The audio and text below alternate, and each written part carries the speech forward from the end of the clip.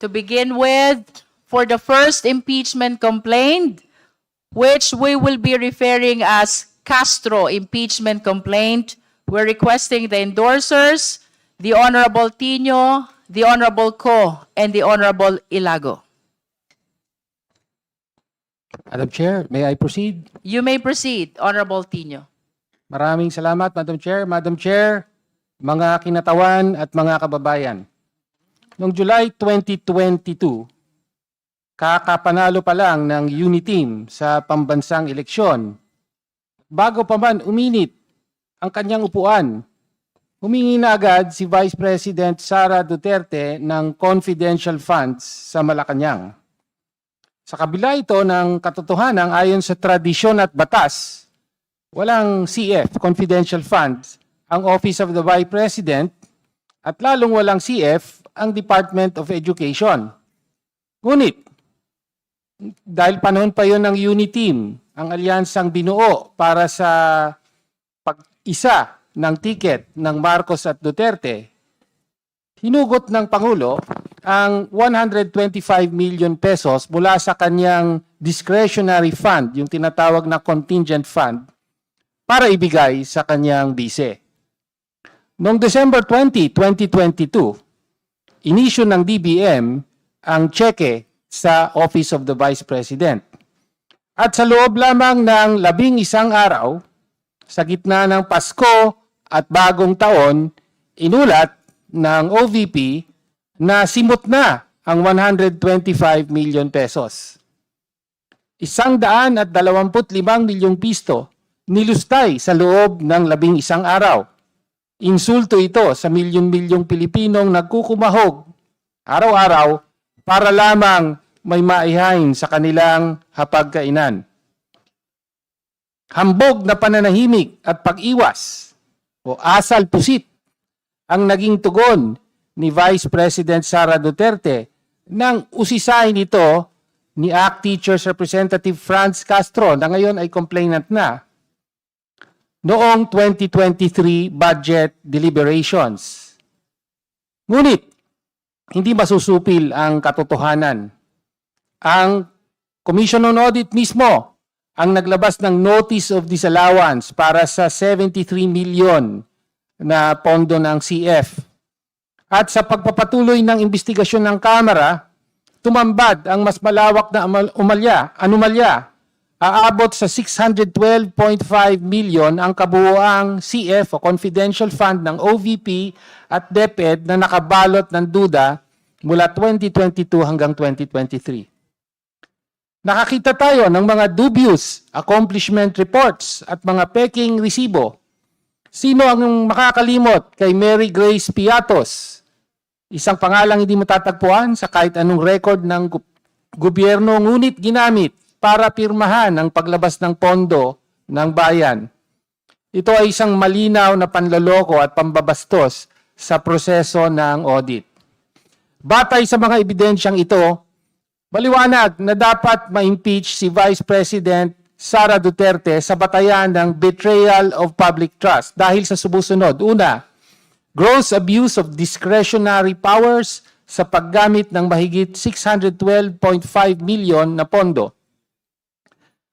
Pangalawa, gross disregard of transparency and accountability sa pamamagitan ng pag-utos sa mga tauhan niya sa OVP at DepEd na gumawa ng mga peking dokumento, accomplishment reports at resibo.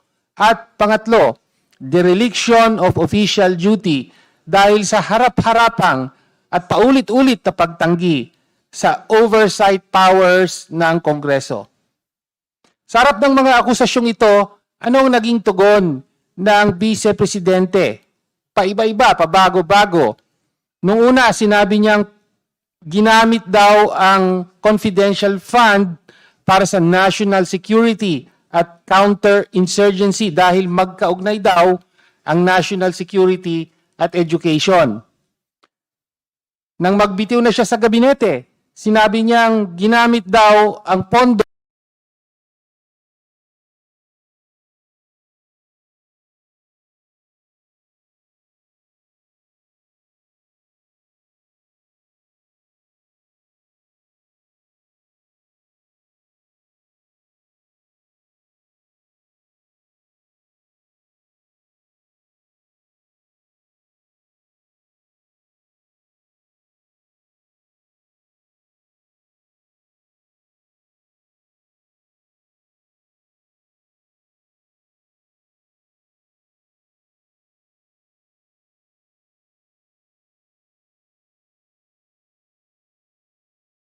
pondo para imbestigahan ang anomalous laptop deal sa DepEd. Walang may iwang personal na tagumpay o outstanding accomplishment. Ang tanging markang iniiwan niya sa kanyang unang pagkakataon sa ikalawang pinakamataas na opisina ay ang pinakamalaking anomalya sa confidential funds sa kasaysayan ng bansa. Hindi politika ang paniningil sa 612.5 million na pisong winaldas na pondo. Hindi politika ang paghingi ng hustisya para sa mga guro, estudyante at mamamayan na pinagkaitan ng edukasyon at ibang serbisyo dahil dinala ang poldo sa winaldas na confidential fund. Ang tunay na pamumulitika ay ang paggamit ng posisyon para protektahan ang sarili mula sa pananagutan. Public office is a public trust.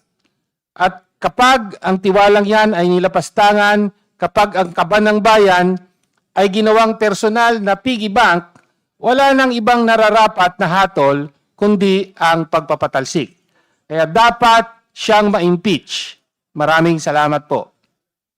Thank you, Honorable Tino. Before we proceed, we would like to acknowledge the presence of the Honorable Deputy Speaker, Honorable David J.J.C. Suarez, Honorable Deputy Speaker Virginel G. Biron, Honorable Congressman Emilio B. Tanwatco III from the 2nd District of Rizal, Honorable Congresswoman Janice Digamo from the 3rd District of Negros Oriental, Honorable Congressman John Attorney J.P. Padiernos from GP, galing sa Puso Party List, Honorable Congresswoman Maria Alana Samantha Talino Santos from the 3rd District of Cotabato, and ultimately, Honorable Congressman Robert Nasal from BH Party List. Thank you all for coming. Now we proceed to hear the sponsorship speech for the 2nd impeachment complaint. This is referred to as Francisco Aquino D. et al. Impeachment complaint. Our endorsers, of course, are Honorable Congresswoman De Lima. Madam Chair, Where's that? Honorable Reneco. Madam Chair, may the committee allow the co-endorsers, this representation and Representative Sara Ilago, to also provide an endorsement speech of All the right. first impeachment Before we complaint? proceed to the 2nd impeachment complaint, we are recognizing the Honorable Co for her impeachment sponsorship speech of the first impeachment complaint. You're recognized, Honorable Co. Thank you, Madam Chair. Madam Chair, mga kapwa ko mambabatas at sa mamamayang Pilipino, isang makatarungang araw po sa ating lahat. Muli tayong naririto ngayon upang talakayin ang isa na namang impeachment complaint mula sa taong bayan. Isang reklamong inihain ng 45 individual mula sa iba't ibang sektor ng ating lipunan para sa impeachment ng pangalawang Pangulong, si Vice President Sara Duterte. Hindi na ito bagong usapin. Noong nakaraang Kongreso, isa ako sa mahigit 70 na complainant na naghain ng isang reklamo laban kay VP Sara. Sa kasamaang palad, hindi nadinig ang aming impeachment complaint at nahulog na lamang ang usapin ng impeachment sa mga teknikalidad. Kaya hindi na umusad ang proseso hanggang sa ganap na pagpapanagot kay VP Sara Duterte. Ngayon, muli akong nasa inyong harapan. Hindi na bilang complainant, kundi bilang kinatawan ng kabataan at isa sa 3 miyembro ng Kamara na nag-endorso ng panibagong verified impeachment complaint na nagsasaad ng parehong batayan para matanggal si VP Sara sa kanyang pwesto, ang kanyang pagtataksil sa tiwala ng publiko o betrayal of public trust. To refresh, Madam Chair, ayon sa Korte Suprema sa Gonzales III versus Office of the President, ang betrayal of public trust ay maituturing na gross faithlessness against public trust, tyrannical abuse of power, inexcusable negligence of duty, favoritism, gross exercise of discretionary powers, at iba pa. Mga gawain na nakakayurak sa interes ng publiko at nakakasira sa reputasyon ng opisina. Madam Chair, sa nagdaang mga buwan at taon, mula pa noong 19th Congress hanggang ngayon, it has remained clear to us that Vice President Sara Duterte has betrayed public trust, and for that reason, the people are once more charging her with the same through this impeachment complaint. Ano-ano mga ginawa niya na may tuturing na betrayal of public trust? Madam Chair, 3 po ang nakita nating mga kagagawan or 3 acts. Now, to summarize just very briefly, number 1, inabuso ni VP Sara Duterte ang kabuuang halaga ng 612.5 million pesos of confidential funds sa OVP at sa Department of Education mula noong 2022 hanggang 2023. Breaking it down, that's 125 million pesos in 11 days back in December of 2022, and another 375 million pesos in the OVP and 112.5 million pesos in the Department of Education in 2023. Hindi pa rin nasasagot hanggang ngayon kung paano ginastos ang pondong ito, na kahit confidential in nature ay questionable o kaduda-duda pa rin sa pamantayan ng gobyerno. Pangalawa, kaugnay sa pagiging kaduda-duda, isiniwalang bahala din ni VP Sara Duterte ang mga prinsipyo ng transparency and accountability dahil direkta niyang may mga inutos sa kanyang mga tauhan ang paggawa ng mga gawa-gawang dokumento at accomplishment reports kuno para pagmukhaing may pinatutunguhan ang limpak-limpak na pondo na nilaan sa kanyang opisina. Dito natin natimbog ang mga katulad ni Mary Grace Piatos at iba pang peking pangalan na tumanggap umano ng confidential funds.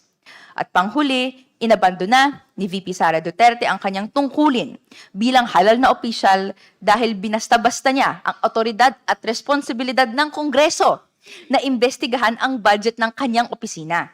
Sa mga sumunod na panahon habang dinidinig ng Kamara ang budget ng OVP, mulat siyang umabsent sa budget hearings at umiwas sa pagsagot sa mga tanong na nagsisiyasat sa kung paano ginastos ang milyong-milyong piso at magkano rin ang dapat ilaan sa mga susunod na taon given yung track record ng spending.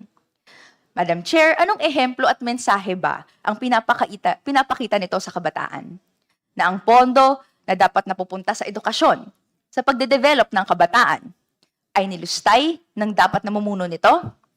Hindi po katanggap-tanggap. Madam Chair, sinaad po natin itong lahat sa reklamong naglalahad ng mga alegasyon o facts constituting betrayal of public trust. Ang complainants ay sumumpa din na nakabase sa personal knowledge or authentic records ang mga nilalaman ng reklamo. Sufficient in form and substance, therefore, ang reklamo, kaya wala pong rason kung bakit hindi dapat ito tumuloy-tuloy sa hearing proper. Higit pa sa mga technical na kahingian, matagal nang hinahanap ng taong bayan ang pananugutan ni VP Sara Duterte sa kanyang mga ginawa na nakadetalye sa mga reklamong nakahain laban sa kanya ngayon. Malinaw ang panawagan ng taong bayan. No? Ituloy ang proseso ng impeachment hanggang sa tuluyan siyang mapanagot. Kaya nung simula hanggang ngayon, hanggang dulo, this representation and the Filipino youth will be here, working, laying down the truth, and clamoring for justice, hanggang makamit natin ang pananagutan at hustisyang deserve ng mamamayang Pilipino. Dito po nakataya ang kinabukasan namin. Papalagpasin ba ng kamarang ito ang mga malalim at maraming alegasyon ng korupsyon?